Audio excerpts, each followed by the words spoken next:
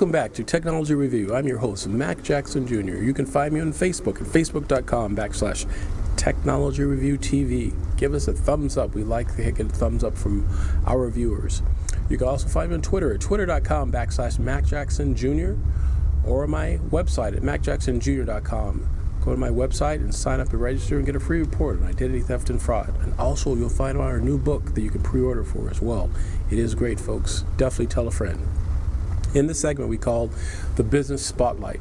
What do you mean by Business Spotlight? Business Spotlights, we talk about companies and businesses, and we focus in on them because the businesses are the number one source, according to the Justice Department, where cyber crimes and identity theft and all this leads and starts from. Because businesses have data. Information, folks, is the new currency. He who has the key to information has access to the world. And that's a very, very true statement. If you have access to information, you can basically control a lot of different things. So we need to make sure the information that's out there about us individually are protected. Data is very important.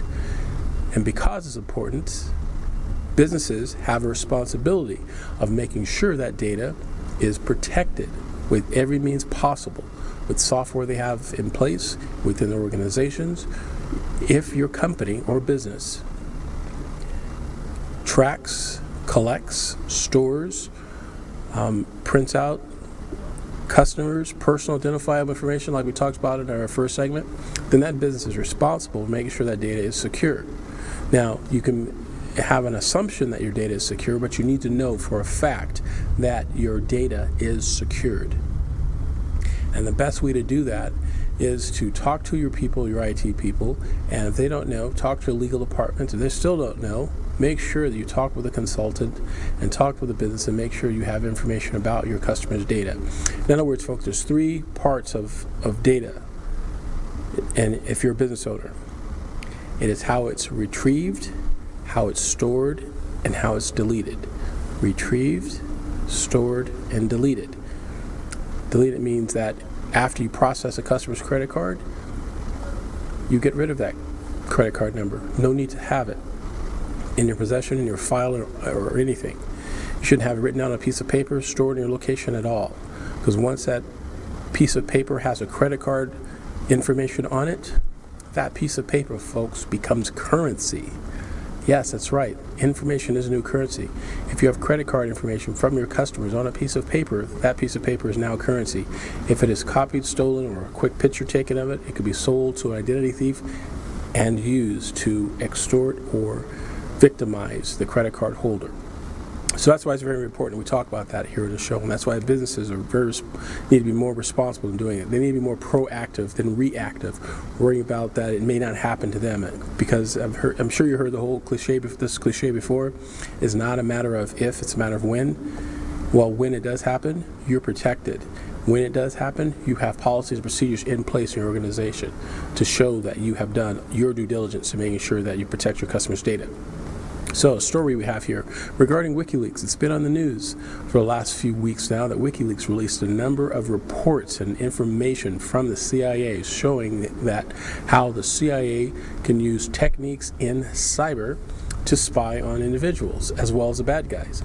Now, this information was released about how the Apple operating system, iOS operating system from the Mac computer can be show some vulnerabilities. However, this report was over 7 years ago, and Apple has stated that this information is old and these vulnerabilities were corrected several years ago.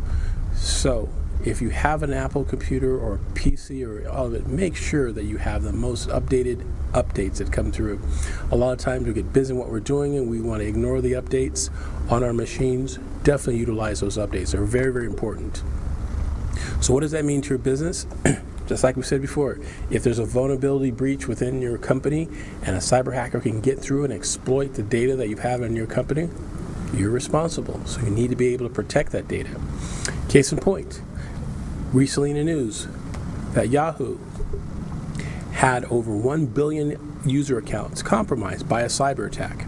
If you are a customer that has a Yahoo account, you may want to change that and move your emails to another location, to another server. However, Yahoo's back in the news again because it just came out that they did not tell their customers up front that they had a data breach. And they're also in running right now to be sold to a company called Verizon.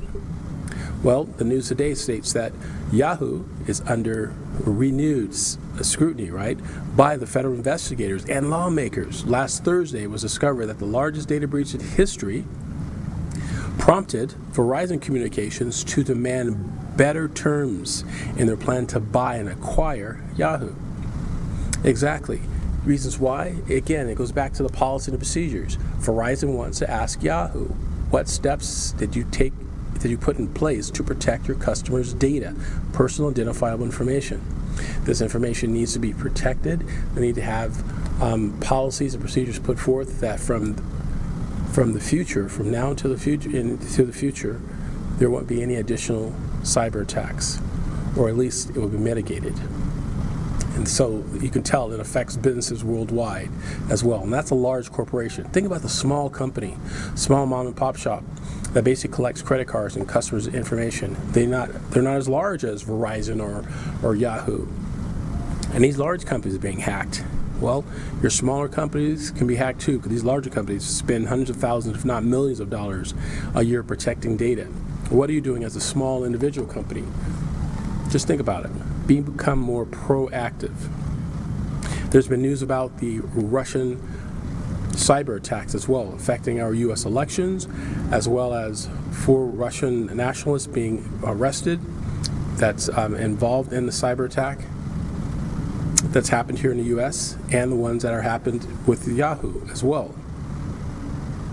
So these are large corporations being hacked, hacking large governments that has millions of dollars behind them in protecting data. As a small individual, you need to make sure that your data is protected as well, because we don't have millions of dollars to protect our data. But there are small things that we can do. And again, folks, it starts with the passwords. Make sure you have a password that is definitely a secure password. And we'll talk about that in our next segment on techniques and applications you can have to make sure your password is more secure. Another note here is that last week, the U.S. Senate voted 50 to 48 to sell our information to our ISP, to allow ISPs to sell our personal identifiable information and personal information about us. So it may not be your social security number and things like that, but your habits online. Sell it to marketeers, not to hackers, but to marketeers about you. And it looks like that the House of Representatives also passed the bill as well. So now it goes to the president for his signature, and hopefully he does not. But again, we meaning the cybersecurity researchers, are looking at this and seeing if there is an opt-out, that you can opt out from your ISP and let your ISP know that you do not want your information to be publicly sold, especially if you're not getting paid for it, right? But that information is your private information. It shouldn't be exposed to marketeers trying to get your information. So think about this, folks. On one end, we're trying to protect our data, making sure it's not getting in the hands of bad guys. And the other end, we have good guys selling your data in order to try to market to you for more stuff. Remember, folks, net neutrality. Keep the internet free. Keep the internet free. We're going to talk about IoT in our 4th segment of our show today, so definitely stay tuned for that. If you don't know what IoT is, folks, you definitely need to stick around and listen to that and learn about what IoT is, because it will affect your everyday life. It's doing it now, but it's going to get even bigger in the next couple of years. I should say the next 6 weeks. It's going so fast what's going on with that. But there are new federal laws right now that the FCC and the FTC are working on. So definitely stay tuned for that. So back to companies. If your business is proactive, you have a better chance of mitigating the damages of identity theft, fraud, and cyber crimes versus being reactive. So just remember, folks, the biggest threat of data security with businesses are they are not matching the bottom line to a cyber threat. They need to be. They need to match the cybersecurity laws to their bottom line. Definitely learn more by going to my website, macjacksonjr.com, and finding out more about how your business can become more aware and more compliant with the new laws and regulations by contacting my company. We have more for you to share with you folks here on Technology Review. We'll be right back after these messages.